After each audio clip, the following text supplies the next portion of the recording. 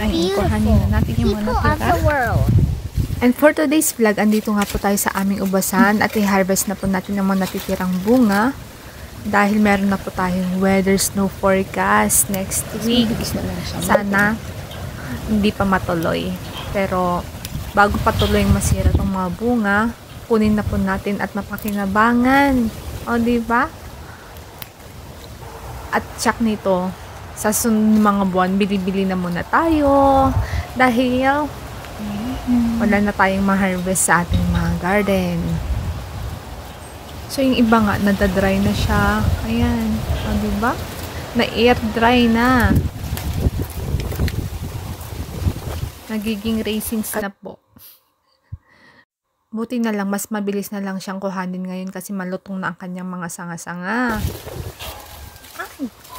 Nung nakaraan, kailangan ko pa ng gunting para lang maputol kasi mahirap siyang kuhanin.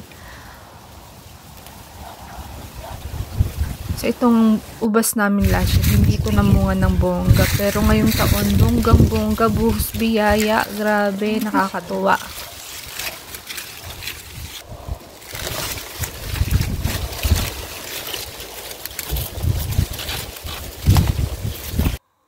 So, ayan, meron pa tayong maganda dito. Hindi natin nakita nung nakaraan tayo nag-harvest.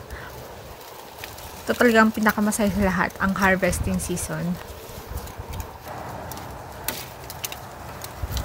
Ayun nga, pakipot pa tong isa na to. Hirap kuhanin. O, diba? Perfect. Kaya pala, mahirap kuhanin kasi maganda pa. Ano itsura niya ngayon? Yun, meron pa sa taas. Ayan.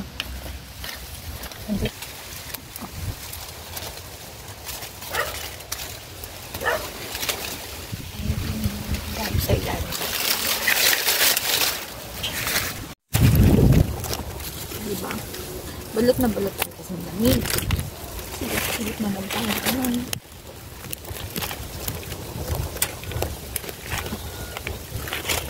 Sa akin talaga walang sayang, kinukuha ko po lahat.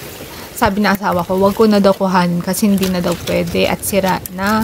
Pero grabe, ang daming gaganda pa at pwede pa siyang kainin. Pag sa Pinas to, walang sayang. Dito, wala. Hindi na pinapansin. Nakakapanghinayang naman kung hayaan ko lang siyang mabulok dito. Kaysa nang bumili pa ako sa store, diba? Oo, yan, dami kong nakuha.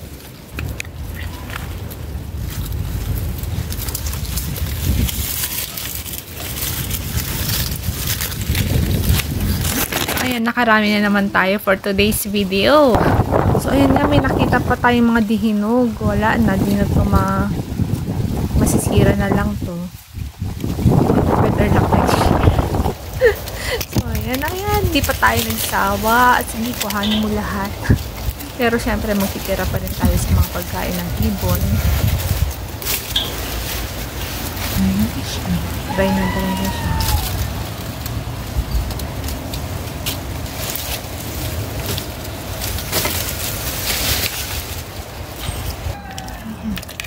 Sakto na naman tayo. See you next year. Ayan, ang aking harvest. Ang dami. Iba dry na. For watching. O, diba?